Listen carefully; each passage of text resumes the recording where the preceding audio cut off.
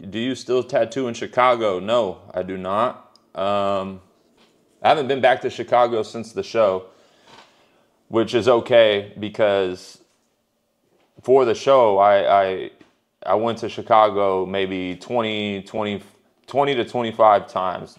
So that's a lot of flights to catch to Chicago. I did all the touristy stuff there by myself, so I'm kind of done tatting in Chicago.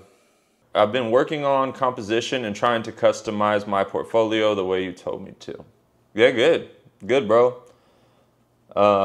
Yeah, the more you show the type of stuff you want to do, the more you show the effort towards trying to do something that's different, next level, then your clients or the people that follow you are slowly going to start getting accustomed to that, which is good. You're trying to change the narrative that your clients think of you as, right? And that takes time, but it takes effort. But that's how you're going to get to the next level. Is you got to put in the work. You have to show the stuff that you want to do. So many people want to get to the next level and they're just kind of stuck in their same routine. And if they're too scared to break out of that routine to like try something different or put the extra foot forward, they're just never going to change their type of clientele. They're just like, oh, my clients don't like that type of stuff. And it's like, you're just showing the wrong stuff. You're not putting the effort forth to like show them that you're ready for the next level. Because why would anyone book something with you that they don't know you could do? So you got to show it. So that's good that you're doing that, bro. Bo, thank you, man. I always see your content. I'm a fan and fellow artist. Thank you, brother. I appreciate it. I'm investing in the photography stuff right now to work on the consistency and aesthetics of my portfolio. That's really good too. Aesthetics of your portfolio really matters. Some people think it doesn't matter. I think it does. I think it's the cohesiveness between each of your pieces and each of the things that you show. It kind of lends itself to your own personal brand, right? It's like making everything look cohesive and nice together makes it more absorbable when someone looks at it. It's more appealing to the eye. Not only is the work good, but then the way the work is being shown is good. That's why doing the photography the right way and making sure that you're taking that serious, I think it adds an extra layer for people to take you more and more serious. Masumbe Tattoos, you have no idea how much you've done for me. I don't have any idea, but as long as it's a positive thing, I'm happy. I'm happy for you, and thank you very much. Thank you for consuming the content. I'm here to add value. That's all I'm here for. I'm here for you guys. It's y'all world. I'm just living in it, really, honestly. Tony Inc. asks, what's your goals and focus right now? So right now, I'm focusing on shifting my career more towards mentoring and coaching. That takes time because I'm a perfectionist and I like doing it the right way. My extra time has been being used to finishing the courses and then creating more content for you guys, more in-depth stuff like actual tattoo technique courses, the actual design course, which is the big one that I've been working on and it's almost finished. And also an exclusive subscription community for people that want exclusive content regularly that is really in depth and really dives into how we can get you to the next level. Those are for people that regularly want to get better now. Like they just want to be a part of a community where they could bounce ideas off of, they can get constant information. And that way it's the next best thing to being around these artists in person. So that's what I've been working on. It is a huge shift for me and stuff, but I know that just tattooing is not going to be the best use of my time. It's about time in my career when I start to try to shift and do this better, do this mentoring and coaching stuff better. So that's where my time has been.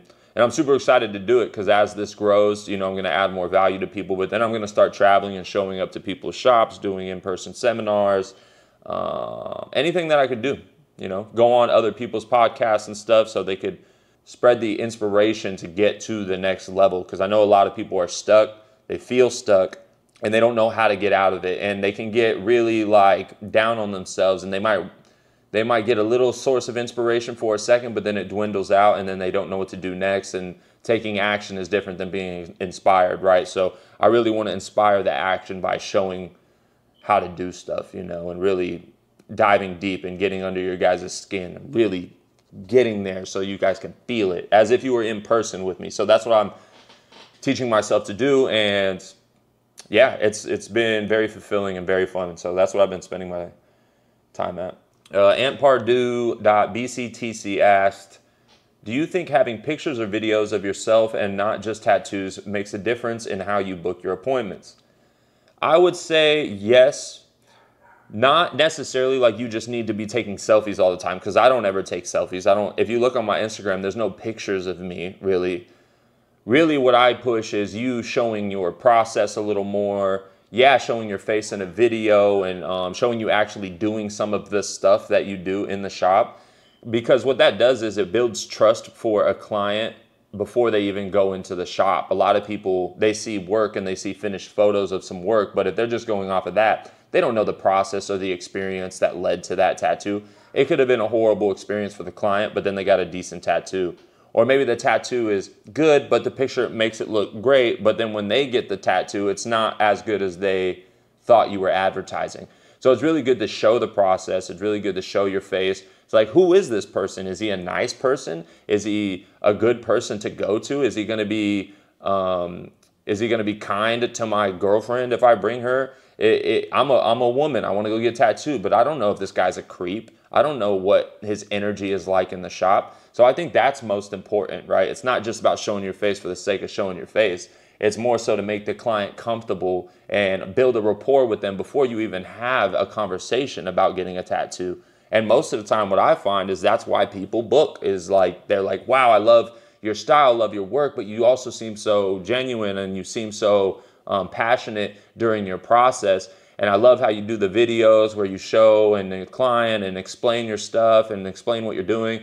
That makes me feel comfortable to know that you know what you're doing. And I see the energy in the shop, and that makes me want to be in the shop, because it seems like you guys have a good time and you're laughing and you're joking. Seems like a good experience overall, plus you get a good tattoo. So I think that's a very important thing for you guys to think about. Inked by Matt said, I'm a newer tattoo artist. Any tips? I mean, if you're newer, the only tips I can give you is focus on your fundamentals and don't get too far ahead of yourself. Know that you're going to have to develop other characteristics of yourself besides just tattooing if you want to become successful. How you speak to people, how you treat people, overall how you treat yourself, how you see yourself is going to be a big indicator of how you show up to work every day. You need to take care of yourself, and you need to take care of those other skills and other traits that make it comfortable for people to get tattooed by you, because no one wants to get tattooed by an asshole. No one wants to get tattooed by someone who's just overly depressed and doesn't even want to be there. And also just someone that doesn't take care of themselves overall has a lower frequency and a lower energy. And you're going to attract lower energy, lower frequency clients. So if you want the type of clients that are going to get you to the next level, you're going to have to develop those characteristics over time. And the reason I mentioned that, even though you're a newer artist, is it's good to get your mindset in that space now, so that over time you can start to develop it slowly. But when it comes to actually tattooing, stick to fundamentals, line, black, color, shade. Make sure you're doing it cleanly. Don't move your hand too fast. Try different things out. Don't be too stuck on one thing. If you hear good information and it sounds good, apply it, see if it works for you. And then you could always keep coming back to me for more tips and to keep you moving along at a steady pace so that you can get to where you want to in your career. Where do you tattoo? I want to get a back piece done with you, bro. I tattoo at Peaks and Valleys in Sacramento, California. It's my shop. We have about 9 artists. They're all really great. The energy in the shop is amazing. We'll go in there and we'll knock out some of the best work, but we also have a really good time in there. And we will probably watch some movies and some TV shows that'll make you laugh, keep you comfortable, take a lunch break. It's a good time, man. It's a really good time. If you want to get a back piece, all you got to do is go to peaksandvalleysbrand.com, fill out the form, and our manager will get back to you as soon as possible. Any tips on pulling lines with a 3-round liner?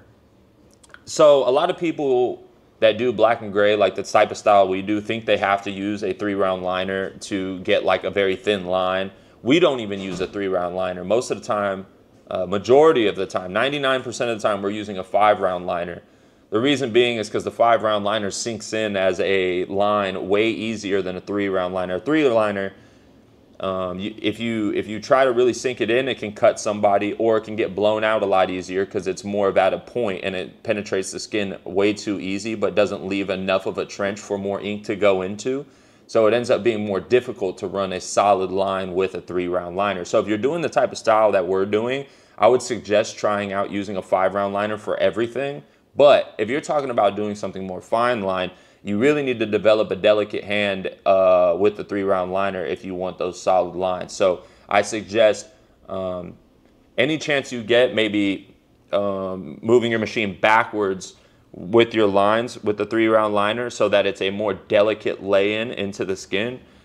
Also, you need to use a black that is more watery and not too thick. If you have too thick of a black, it's not going to come out of the ink well and it's not going to saturate any lines. So you really need a more watery black. You know, Dynamic has a very watery black. There's a bunch of them out there, but that's a big part of using thinner liners to get solid lines with.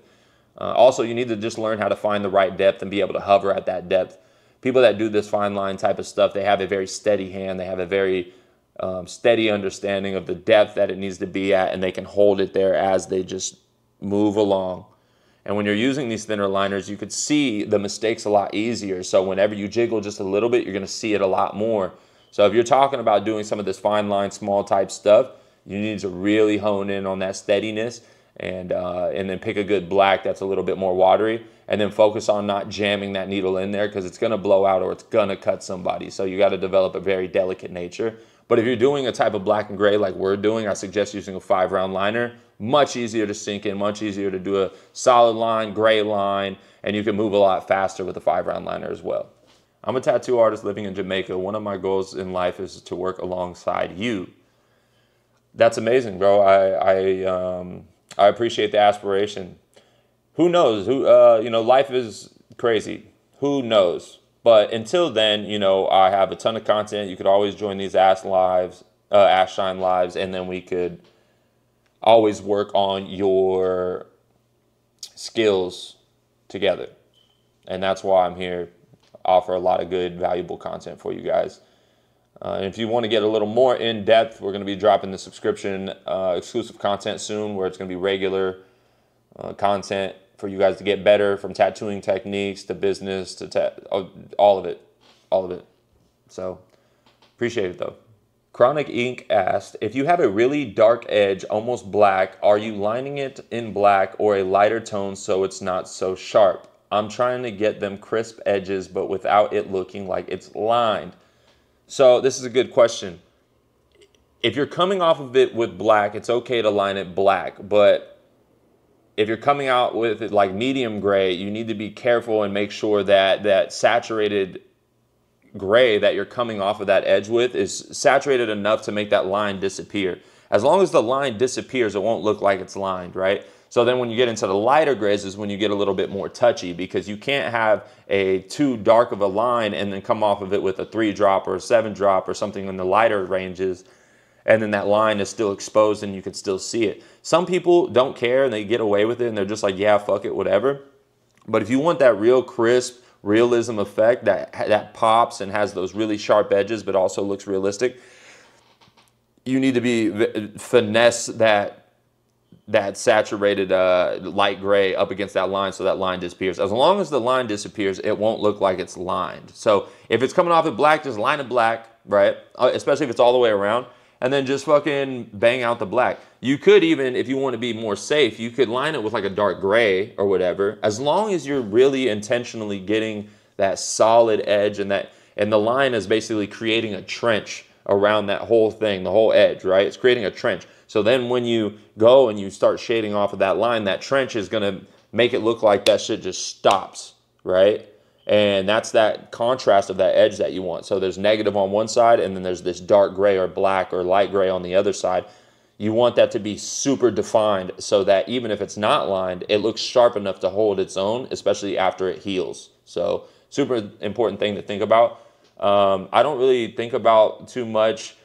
You said in black or lighter tone so it's not so sharp. The sharpness is what you want. What you don't want is that line being exposed, because then it will look like it's lined, right? Only line it black if it's coming off black, basically. Inked by Matt asks, what needle brand is your favorite to use?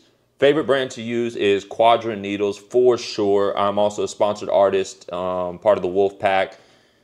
Quadrant needles are a great, precise cartridge that actually fits really snug with the needle, doesn't leave a lot of wiggle room for the actual needle to move around in, which is a good thing. It keeps it very steady when you're lining or you're shading. Also, the ink flow is superior compared to other cartridges. And then also, I love how the thin profile of the cartridge really makes you feel like you're getting very precise, as opposed to a more bulky cartridge like a Cheyenne. Cheyenne cartridges are very high quality and very well made, but I personally do not like the bulkiness of the cartridge, especially on the liners, because you have this huge, feels very bulky. It feels like there's a lot of extra material around the needle. So when you're trying to zone in and get your eyes to hone in on where the needle is hitting, it feels kind of like lining with a bat, you know. It's just like this thick ass fucking cartridge, and I'm trying to like feel like it's delicate and like precise, and I get that with Quadrant a lot. So I definitely think Quadrant is superior, and that's not a bias. I honestly loved Quadrant before they sponsored us at the shop, and I was just lucky enough to tap in with the team. So shout out to Quadrant all day. And they're also coming out with some new ink too, which I haven't tried yet, but I will do a review video and let you guys know how their ink turns out as well. So they're expanding their product line, and I think that's going to be very exciting. I'm excited to try it. For any of you guys that are new here, this is just the Ask Shine. You could ask me anything that you want. The best questions get clipped and then put on all socials. They get put on IG, they get put on Shorts, and it's a lot of good value and very good conversation for tattoo artists. Bionic Man Keith asks, I've had amazing artists that I've been blessed with art. Thoughts on the garbage that seems to have increased on social media? I get what you're saying. There's definitely a lot of garbage pieces and a lot of bad work being pushed on social media, and it's actually getting very glorified. There's a lot of like views it gets. Like you'll see a very crappy, shitty tattoo get, you know, 50,000 likes, which is absolutely insane, right? But I would say that the thing that draws people to certain posts on social media is extremes, right? So like whenever you have an extreme, it seems abnormal, and so it gravitates like viewers to those posts. So when you see an extremely bad tattoo or an extremely good tattoo, one that looks kind of like almost fake by how good it looks, those get a lot of attention, right? So I think a lot of these really shitty tattoos or a lot of these damn near satire tattoos are getting a lot of attention because they're just so bad, or the people that are viewing them are at such a low level of standard for themselves, which honestly is a lot of people. It's honestly probably majority of people have such a low standard that they see work like that and they see something that's probably more affordable for them and they're just like, oh, that looks dope, which they have no idea what a good tattoo looks like. And if that's the type of work they want, then more power to you. But we try to tend to an audience or a clientele that has a higher standard for themselves. And to be that type of artist that gets that kind of clients, you have to have a higher standard for yourself. So instead of looking at other people's shit and being like, oh, I fucking hate that this is here and this is there and all that stuff, I just try to focus on my own shit and stay tunnel visioned, right? Because there's a space for people like us. There's a space for artists like us. I just kind of let that other shit fall to the wayside. And yeah, I mean, it's going to be there. You can't help it. You can't get rid of it. You can't argue it away. No one's going to stop doing it. So instead of trying to control something that I can't control, I'm just going to focus on what I can control, which is what we do, what standard we set, what kind of clients we get, what kind of content we put out. And that's what we should be focusing on a little more. Ink by Matt again said, pro tips that can help me vlog and get my name out there. So you want to get into vlogging. That's really dope. That takes a lot of courage, honestly, because now you're getting into the realm where you're going to put yourself out there. You're going to put your face and your voice out there to be scrutinized by the world, right? First of all, you got to be ready to just put it out there, right? And not think about it too much. When you're very first starting out, you need to learn how to film yourself, speak to the camera, what you're going to even do and say and all this stuff. And just show your general process and start simple. But most importantly, you have to post. Like, don't overthink the video. Like, this one vlog is everything and you're going to edit it to perfection and then it's going to become like a viral vlog. Because when you become a vlogger, you're in it for the long run. You're in it for the community. You're not in it for virality. If you hit virality, good for you. Fucking awesome. But virality isn't always repeatable, and you can't rely on that. You want to rely on building a community around people that support you, or people that want to get tattooed by you, or people that want to be like you, or etc. So first things first, I would say if you're not comfortable with yourself yet to start vlogging on a regular basis, what I used to do when I first started was I would start vlogging on my iPhone to myself. I would do it myself, selfie mode. Sideways, you have to do it landscape, right, for YouTube. And I would take clips all day of what I'm doing. I would speak, I would say stuff, but I wouldn't even make a vlog out of it because I'm just trying to get used to the act of vlogging and like the process of hearing myself and seeing my face and like just all of that. Because it's a lot when you first start out. It's like it can make you very insecure and you start overthinking a lot, right? So when I first did, I filmed like 3 whole vlogs. And whole vlogs meaning like the whole day I'm on the camera just like, oh, I'm doing this, or look at this, check this out. I'm taking B-roll, I'm doing all this. Never made a vlog out of it, right? But this is in the very beginning when I was trying to get used to the idea of being a vlogger. So I would suggest if you're not used to it yet, try doing that. Just take clips, get used to it. Don't post it, don't show it to anybody. Just keep it for yourself and look at it, get used to it, get past whatever insecurities you need to get past. And then after that, you could start taking videos of your process at work and what you're doing, put a little effort in, edit it together real quick, post it. Do another one. Boom, boom, boom, post it. The most important thing when you're starting out is you need to post. And don't be so perfectionist. If you want to start developing your higher quality video and your higher quality audio and like your camera angles and what you're saying is kind of like, you know, you have to hit these pre-planned points so that you can get a little bit more interaction and blah, blah, blah, blah, blah, blah. All that doesn't matter in the beginning. You just need to post. Later on, you can start doing that as you develop an audience, as you start getting used to posting, and it's kind of a regular thing, and you know that this is what you're gonna and wanna do, right? When will you drop your seminar for design process? We're working on it now, actually. Right after this Ash Shine, we're gonna work on another chapter. It's a design course, not a seminar. I say course because it's a pre-made product that we'll end up selling, but there's a ton of actual actionable content on there of me actually showing you the process and my entire thought process behind designing and breaking down the principles of the way I think and why I think that way, my interpretation of people's ideas when they're given to me, and then how I would apply them, and overall how to storytell and create themes for your pieces to make them more cohesive. Also using layering, using negative and solid black shapes, how to stencil your designs to simplify your references and understand how to tattoo them better. All of these things are going to be in this one course. So it's a big, big course, right? But super worth it because it's going to be one of those ones that you buy once and you're going to get a lot of level up out of it, right? And I think for a lot of black and gray artists and other artists alike, the actual designing is going to help them get to the next level.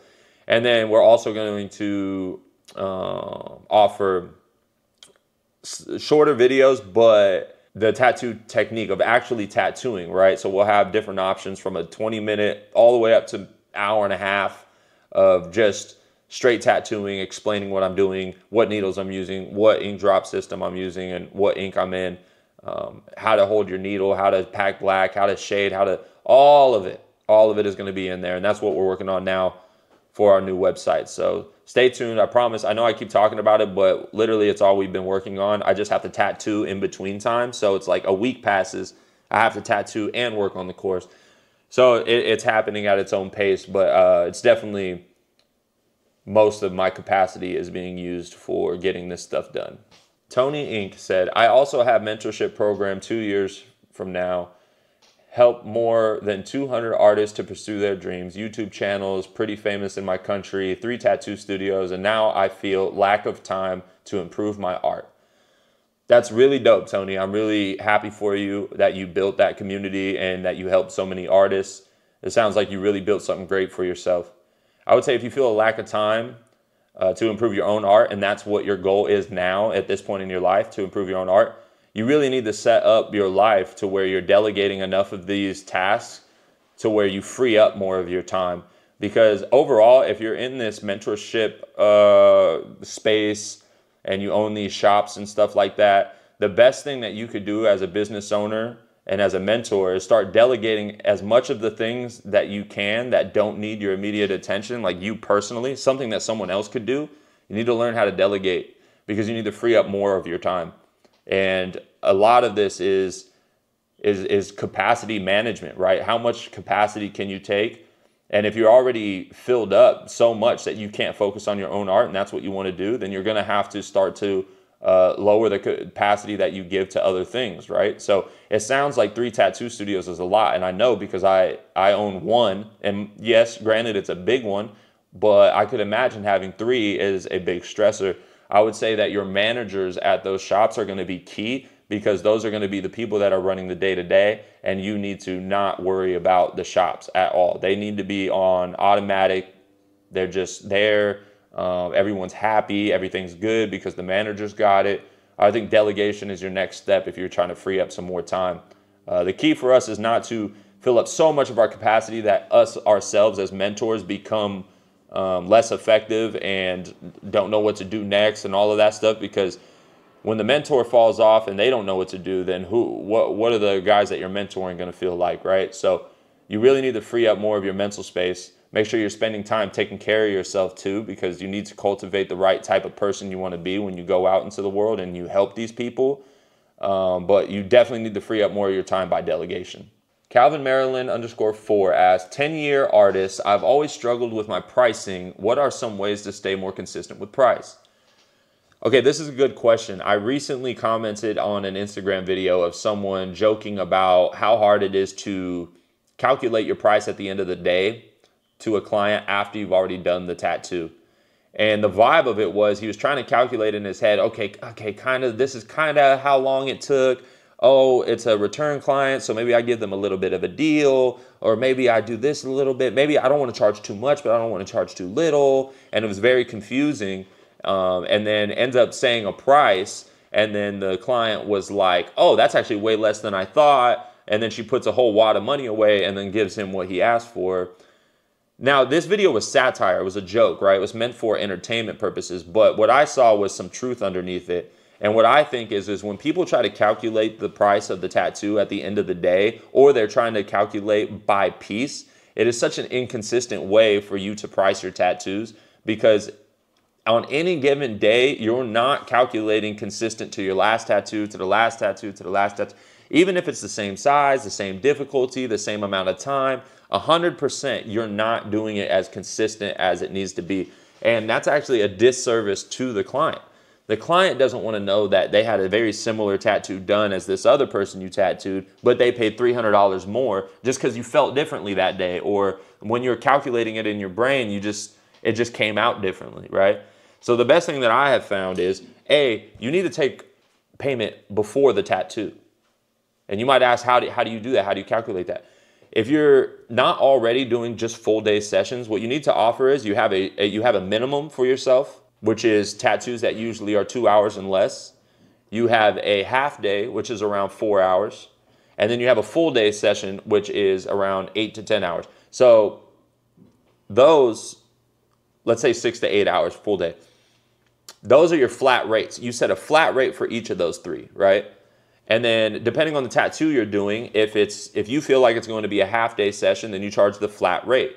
If it takes less time than the half day session, then you can refund your client a little bit of money. It's okay. At the end of the day, it's like, hey, you know what? We got done a couple hours early. Let me give you a couple $100 back and we're good. And they might even be surprised about the refund. So they might just tip you the money anyways, which I find happens more than not. This is back when that actually used to happen. Eventually, you want to work your way up to doing full day sessions, flat rate, every single day. Every day, you're working all day on something because there's always something more to be done. Unless you're the type of artist that's working on smaller pieces all the time, you want to work up to the fact that you're doing full day sessions all the time. That way, you could have a flat rate. Like, how much do you charge? Oh, I charge $1,500 a day. I charge $1,200 a day. I charge $2,000 a day. So there is no negotiation at that point. You're going to use the time. There's always more to be done. If you learn how to design for a full day, you'll always fill that time up. And by taking payment in the beginning of the day, it takes away all questions. No one ever has to talk about the money again. The manager is the one that takes the payment. You and your client don't ever have to talk about money, which is actually a much better relationship to have, because you don't have to get into that stickiness, right? Like, let the manager deal with that. Like, it's all set. The manager does the emails, the manager takes the payment, the manager tells them, hey, this is how much it's gonna be, you're gonna sit for this long, expect that you're gonna be here for 2 days for this amount of time each day. They give them the whole rundown. And then when they come in on the first day, they're like, okay, you had this amount of deposit down, so you owe this for the 2 days. They make the payment. Now you go and talk to your client. You're not talking about like, hey, you know, I don't know, maybe it'll take this long, I'll give you a little discount. You don't got to do none of that. And what that's going to do is going to create consistency in your pricing, and clients respect that. And really, people are only going to respect your process as much as you do. So if you set that as your process, you have to stick to it. And the more you stick to it, the more other people will respect it.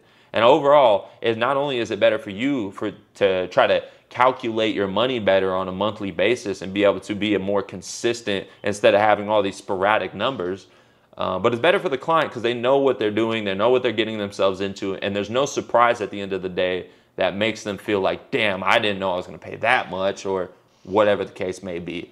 I think it's a disservice to clients for you to calculate your pricing at the end of the day. So consider what I just said. I think it's a huge change and a huge shift for a lot of people. Drew Magana, I hope I said that right, probably not. Do you think the artist should include a good amount of healed photos in their portfolio/page? Yeah, 100%. The more healed photos that you can get, the better. A lot of people use their fresh photos as their portfolio, which is only half the story. If anything, less than half the story. The real piece that you tattooed is the healed piece. And the more that you can get feedback from your healed work, the more that you're going to get better, and the more the client is going to have a better idea of what they're going to be living with for the rest of their life. So whether that means you reach out to old clients and try to get a good photo of it, or maybe if they're local, you can have them stop in the shop so you can take your own healed photos. The more you can do that, the better. I think a lot of people get too hung up on what it's going to look like fresh. I think it's far more important for you to study your healed work, because that's the only way you're going to get better. Yeah, your black looked black when you first applied it, but it actually looks like a whole camouflage when it heals, because there's so many blotchy spots, right? So that means you have issues with your application or your depth being even. So yeah, healed photos is a must for your portfolio and for your own personal growth. Mobs Haven said, I don't want to use this time for this conversation, but maybe you could speak on it a little bit. I want to come out and work with you and the team in person, bro. You've probably seen my comment. I think I've seen your comments, bro. Yeah. I'm sure we could set up a guest spot or something like that. I'm totally open to it. Not a big deal. And then meet in person. It'd be cool to meet in person and stuff like that. Or maybe we could set up another thing. I'm not really sure. I'm not really focused on guest spots too much right now. I'm going to delegate that to the new manager when we hire them and stuff like that. But if there's more that you want to get out of it, let me know. And maybe we could set up something a little more personal too. But yeah, I'm open to whatever. Do you think advertisement through Insta is worth it, or better to use Google, or any other recommendations? If you're an artist that is struggling to get booked with any kind of tattoos, it's definitely worth it to maybe try running an ad for yourself on Yelp or Google. Not really Instagram, unless you have some sort of dedicated content that is really going to do well on ads. But I couldn't tell you how many people waste money on ads on Instagram and don't get anything out of it. The only reason I say Google or Yelp is because if you have an advertisement with them, it can lead them directly to your booking page or your portfolio. And you could be at the top of the page when anyone searches the word tattoo or tattoo shop or tattoo artist in your area. So it's an easy way to get some of these people that maybe are traveling in and want to get a tattoo, or maybe locals that are looking to get something done and they just want to find the best place quick. That's if you're first starting out. If you own a shop, I would suggest always running some sort of Google ad and making sure your Google page is optimized.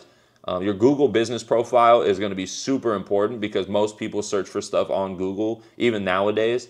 And if you are able to have a very solid advertisement, which is just advertising your website, and you have everything optimized, you have all your portfolios and your pages on your website really understandable, how to book is very easy, and all of this stuff, and then your actual ad is something that kind of attracts people for what they're looking for to get the type of work you do. It's very important if you own a shop to at least have that running in the background, spending at least maybe $500 a month on an ad that just runs, and just have it on auto pay and just keep it going, because especially if you have multiple artists, everyone's going to need more clients. So Avance Inc. asks, I mostly mag all the tattoos I do. I barely use a liner unless I need to. How do you feel about that? Yeah, I used to be the same way back when I used to think that, oh, black and gray is supposed to be soft, and like I could just use the edge of my mag to get this edge completely, and I don't need to waste my time pulling out a liner and all that stuff. But then I started learning how to use a liner using gray lines and using that to set my edges first, and then coming off of those with the shading. Whenever someone only uses a mag, I can tell that they're using a mag, especially in the healed work.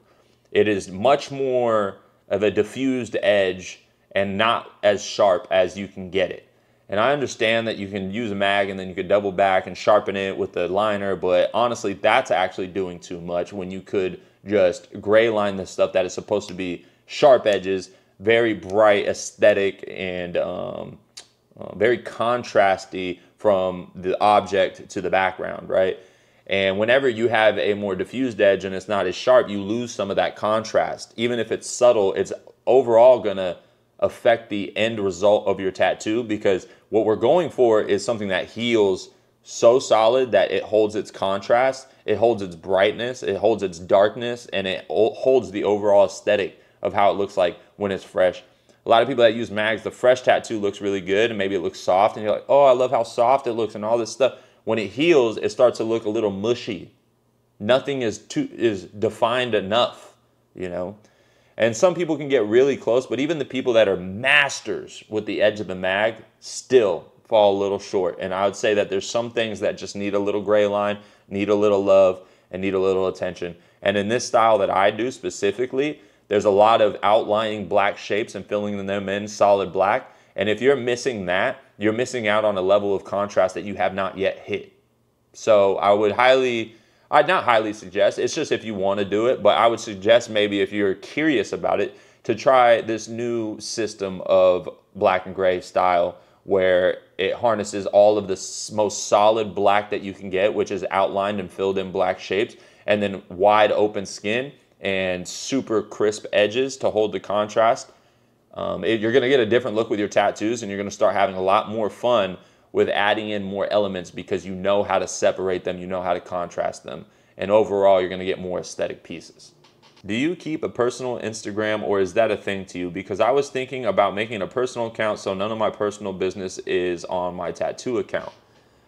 I would beg to differ that you need to add some of your personal stuff to your business account. And I don't know how personal you're talking about. I don't know what that means. But if you could have some posts in there that show that you're a family man and you hang out with your kids a lot and your wife a lot, I think that only adds to your business because you're giving your clients a sense of who you are as a person. And a lot of what people are missing is that sense of who you are as a person.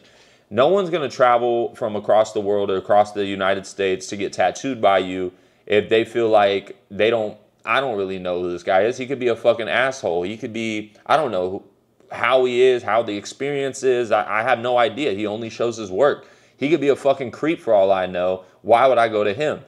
So I would say that without overdoing it, if you could add some of that personal stuff in with your business account, it's only going to create what's called a personal brand, which is basically you are the brand, and then you do stuff that makes money. So you are the brand, but you tattoo, and then you're also a family man, and you're also you love cars, so you post cars on your story, and you work on your car a lot, or you just bought a house and you're proud of it, and you want to show. Me and my wife just bought our first house together. People love seeing the journey of the person because they start to attach themselves to the individual and not just the work. And when that happens, you start to build a ecosystem around you of people that want to get tattooed by you. They want to learn from you. They just admire watching your whole journey because it's fun watching people's journeys. Same thing. The same reason people watch like reality TV and stuff. They want to see other people's experience of life so they're not so stuck in their own. So if you could post some of that personal stuff on your tattoo page, it kind of creates a story for yourself that people can follow. and people get a lot more invested in you as an artist, and you might find yourself getting more clients that way as well. So something to think about for sure. Nico Does Inc. asks, is there a guide for the app Procreate to make things easier, or do you have to learn as you go? I'm sure there's plenty of videos on YouTube about that type of stuff. I don't know about specifically for tattoo artists. I would say I learned as I went, but I understand what you're saying. I don't have any content yet specifically about Procreate. There's a lot of stuff in the actual design course that already incorporates like tools that I use. But I can definitely make some content that is specifically how to use Procreate as well as it can be used, especially for us tattoo artists. So I think that's actually a really good idea to make something like that, and I'm going to keep that in my mind next time we're filming. As a tattoo artist, how do you organize your time for work, for a workout, hanging out, and other activities? A few different things. Some years ago, I decided to work an average of a 4-day work week. And the reason being is because I was booking mostly back-to-back sessions, which is 2 days with one client. And at the time, I was doing 6 days a week, 3 back-to-backs a week with 1 day off. And what I found was this left no time for anything at all, not even my own self-care. And it really started to deteriorate in that way, right? I would get done with a back-to-back and then immediately have to go home and design for my next back-to-back and then give that client as much attention as I gave the first one. And then by the time I got to the third client of the week, I was absolutely drained, and it's hard for me to be creative. It's hard for me to get everything done the right way. And I felt myself just kind of rushing into stuff, and I didn't like that. So because of that, I figured, what if I took Sunday, Monday off, and then I tattooed Tuesday, Wednesday, and then I took Thursday off to prep for my next client, and then I tattooed Friday, Saturday. And this was a big decision because that means, yeah, of course it means less money, but is it more beneficial to have the extra time to work on myself or do other things?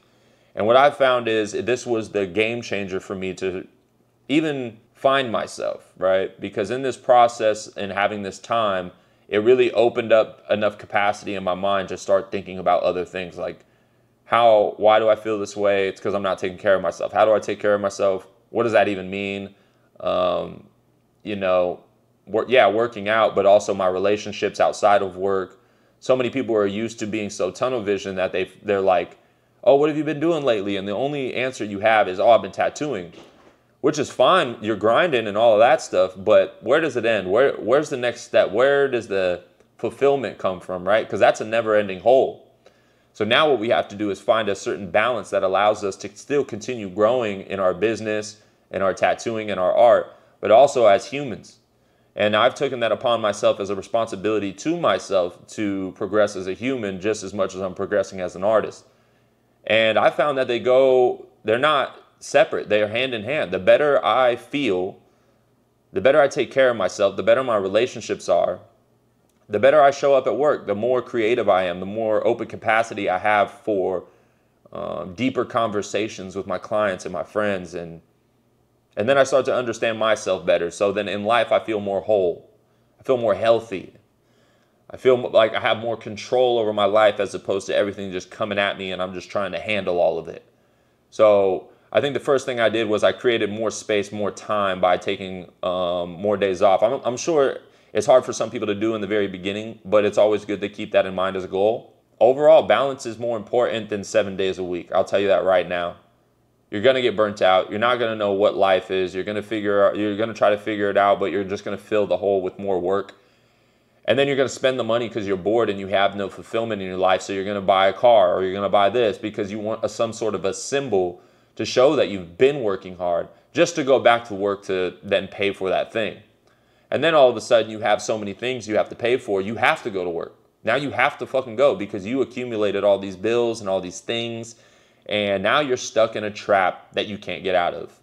So I encourage you to look at all of life and all human characteristics when you're thinking about becoming a better artist or a better anything, because that's really going to help you hone in on like mastering yourself, which then in turn helps you master your art or whatever industry you're in. Riggs said, tattoo convention this year? Yes, the whole Peak Squad will be at Golden State Tattoo Expo in Pasadena, California, September 20th through the 22nd, 2nd. So be there and be square. You could, if you're there and you see me, please feel free to come up to me and talk to me. I love chopping it up with people at the convention. That's literally what I go for. I don't even tattoo at conventions. I don't really enjoy it. I like to network, talk to people, film some content, and then just hang out with everybody. Pretty much that's what I like doing. Jay Picasso Tattoos said, do you have any courses available at the moment? No, not at the moment, but we have a bunch of them on ice right now, and we're about to drop some tattoo technique ones. We're about to drop the exclusive premium membership ones where we're constantly dropping new stuff that's actually me tattooing, actually me designing. And then we also have the Big Kahuna, which is the design course. And that's going to involve everything that I know about designing and how to take you to the next level when you think about how to appropriately design aesthetic tattoos for every idea, every theme, and get you to that next level. Jack's Tattoos said, do you line out your pieces or just work up from the bottom? I do work from the bottom. I would say depending on how big the piece is, normally it's pretty big. I'll line enough of it to where I'm not worried about the stencil or I'm not worried about nothing like that. So I will line a good chunk of it, and then I'll start with my solid blacks, and then I'll go into the darkest shading, and then I'll go into my lighter grays, and so on and so forth. That's the system that I stick to.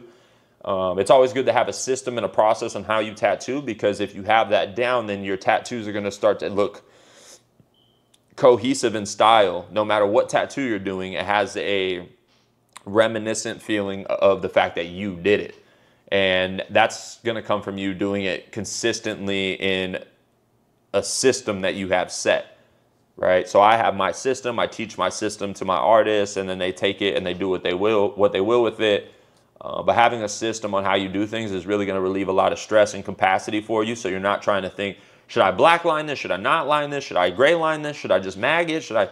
No, you know how you're going to do this. You're going to do it how you do every tattoo. Boom, boom, boom, boom, boom. That's how you're going to do it. So it's really important to have a system for yourself. So yeah, I'll line a good chunk of it and then I get right into the next process. Just join the live. So with the course coming out, is it going to be all in one?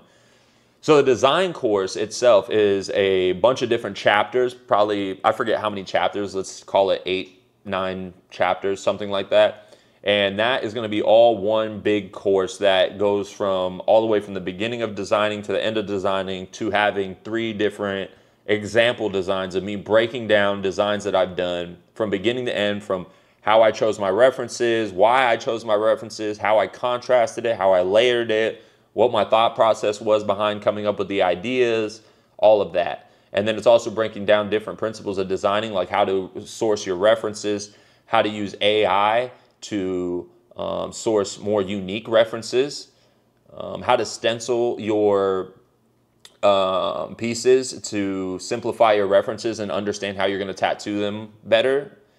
All of that is included in one design course. But on top of that, we're going to start offering tattoo technique courses, which is basically me actually tattooing and describing what I'm doing, what needle I'm using, what ink I'm using, what angle of the needle I'm holding it at, how I'm packing the black, how I'm doing the shading, how I'm doing the highlights, how I'm lining, all of that. And those are going to be separate individual ones as I tattoo. So whenever I do a tattoo, I'm going to pick a little section of it. I'm going to tattoo it, but I'm also going to film it from different angles and explain exactly what I'm doing. And I think people can get a lot out of that one as well. So when you combine the design course with the other courses that I'm going to be doing, you could easily level up so fast and skip over so many things that you would normally be so hung up on. So I think it's going to be big for a lot of people. Those are dropping very soon. It's a lot of work with the editors. It's a lot of work with us filming it. It's a lot of work with making sure there's enough value in there for you guys. But I promise we're working on it and it's coming out very soon. My guy Mark in here, one of my clients and friends, he said, I have my arm, leg, and chest done by Shine and all healed beautifully. Yeah, bro, I love your fucking pieces, bro. I mean, they healed so good, healed so fast. The contrast looks great. The story we tell with it is great. And if you guys don't know, Mark has the sleeve and the chest piece. That is the old school diner. We've done a couple YouTube videos on that.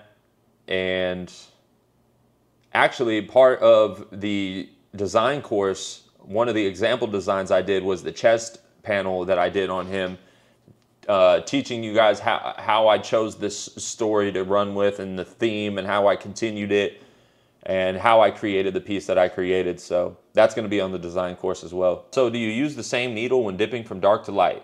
Yeah, I use the same needle, but that's why you have a rinse cup for, so you can rinse out the ink that's in the cartridge, and then you dap it on the paper towel to dry it out, and then you dip it into the other gray. You could also dip between caps if you're really comfortable with your drop system so that you can get in between tones, but that's a little more advanced. So yes, I use the same needle for different grays.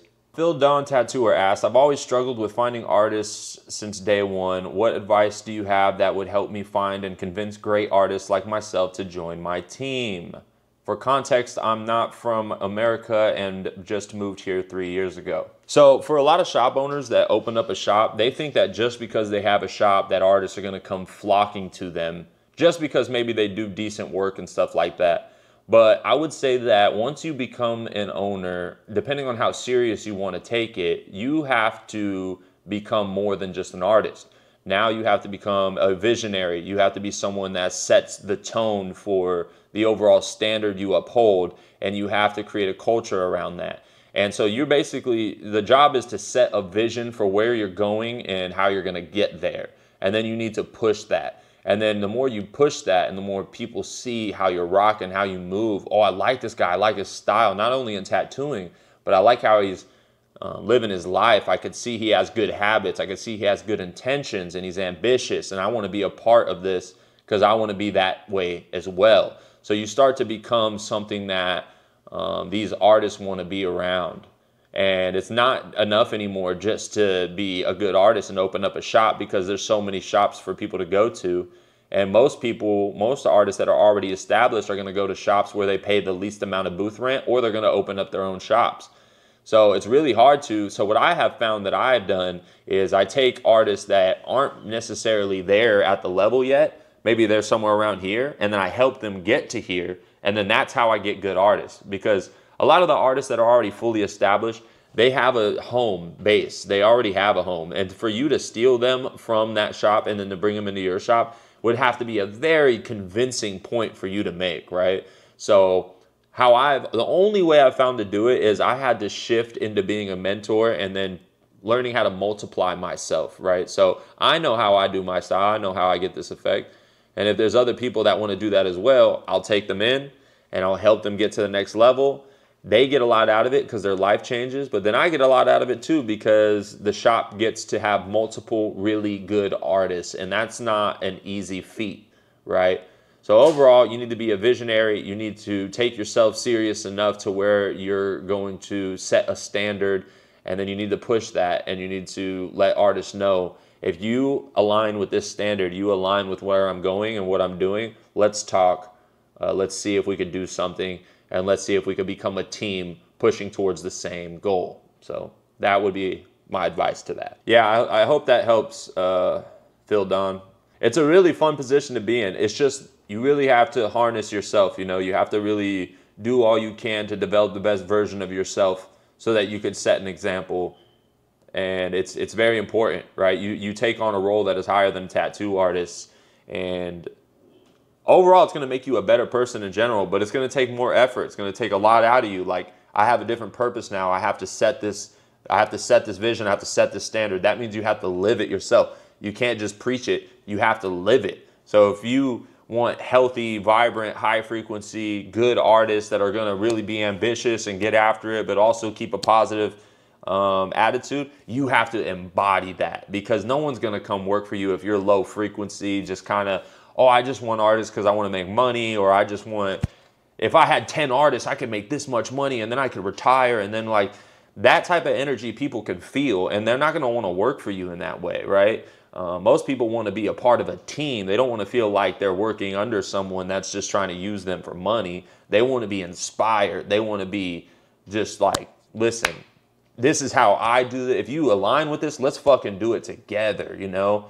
And that's how you get them fired up. That's how you create a team. That's how you create an overall tribe of people that all feel the same way. And then you guys can grow not only as artists together, but you grow as people, as humans, right?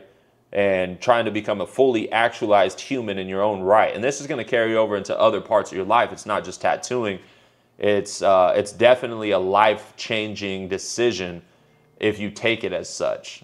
A lot of people just open a shop all willy-nilly because you can just pay the rent, pay the cable bill, pay or the Wi-Fi and the this, and you're good. Hey, just give me $500 a month and we're good.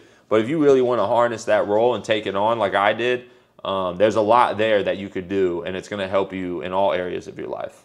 In what time do you think a tattoo artist needs to open their own shop/studio? This kind of varies or whatever. I would say, A, you need to be booked out and you need to have plenty of clients that are going to keep you busy no matter what. B, you need to open the shop on your own money that you've saved from tattooing instead of getting a loan. And the reason I say that is because a lot of people try to force opening a shop by getting a loan. And overall, there's nothing wrong with getting a loan. It's just that if you needed the loan to open the shop, you probably weren't there yet to open the shop anyways, because you didn't express enough ability to save your money or be financially smart or tattoo consistently enough to where you can get up that high and all of those things, right? And then you also need to have your style at a point where you could really be a force in your shop. You know, if you hire other artists and stuff, it's just like you really want to be established. You really want to feel like you have a grasp on what's going on, because the main thing that's going to happen is as soon as you open your own shop, you're going to stop learning until you get around other artists that are going to help push you. But that's going to be a process. You might be the best artist in your shop for a while, and then it's hard, because then it's like, how do you keep getting better, right? So it's a big decision that some people take lightly and just do it for the money. But like I was just saying to the other guy, if you want to take it very seriously, there's a right way to do it, and that can help you and the artists that you hire and stuff like that. So I would say get very established, get booked out, make sure you're super good, make sure you have enough money to open a shop and stuff like that, and really prove it to yourself that you're ready to do this, not just because you're bored at the shop that you're at and you're just like, whatever, I'll just get a loan and open a shop and make $1 million. Because I promise you, it's just you're going to get all lonely, you're going to get all depressed, and it's going to be tough, you know? So if you're going to do it right. I'm getting to that point, guys. I promised that we would only do like an hour or something like that. We got to start filming the course and stuff. I mean, the rest of the course. We have a lot of it done already, but we're filming, the next chapter that we're filming is the how to stencil in a way that helps you break down your references and simplify them to where you can understand how to tattoo them. So I'm going to be going over a design that I've designed. I'm going to stencil the whole thing, and I'm going to show you guys how to stencil it in a way that's more simplified, breaks it down to where you can understand how you're going to tattoo it, and it doesn't look like a crazy, messy, hard to understand thing. It's really going to break down the most complex images and references down into something that's very understandable, which is going to be priceless for when you guys get into doing bigger pieces, because when you get into these bigger pieces, your ability to comprehend that much pattern and that much steps and that many things that you have to do, if you're not used to it, you can get very overwhelmed. So it's very important for us to simplify it and then figure how to do that with your stencil, and then all the tools that you use and how to use it on Procreate, and how to print out the sharpest stencil, all of that stuff. That's the stuff that we're going to be filming next. Yeah, honestly, I feel like I answered a lot of the good ones. You guys have been great. A lot of good feedback, a lot of good love in here, a lot of good energy, a lot of people asking for the courses, which I love. And to you guys, I'd say it's coming very soon. I know I'd keep talking about it, but we're literally behind the scenes tattooing and doing the course and shit like that. Real quick before I go, someone said, can you explain a little bit more about that? The course is of course where we'll be. Huh? Huh? No. When we drop the course, it'll be on my website that we're building out right now. It's going to be different from the shop website, and we're going to offer it on there. What I was just explaining is just one chapter of the course. The rest of the chapters embody the entire rest of the process of designing, all the principles, and then also 3 example designs that are very in-depth on how I went about designing some of my favorite designs that I've done. So definitely overvalue, like I'm fucking putting too much in there for you guys, right? And then it'll be great for you guys. Anybody that decides to take the leap to get to the next level, they're going to not regret it. And I'm here to provide the value. So thank you guys for joining Ash Shine Live. I know it was very last minute, so to you guys that were able to join, thank you very much. All the best questions will be clipped and they will be posted on our Instagram and YouTube Shorts, possibly TikTok. And yeah, I'll see you guys next time. Thank you guys very much. See ya.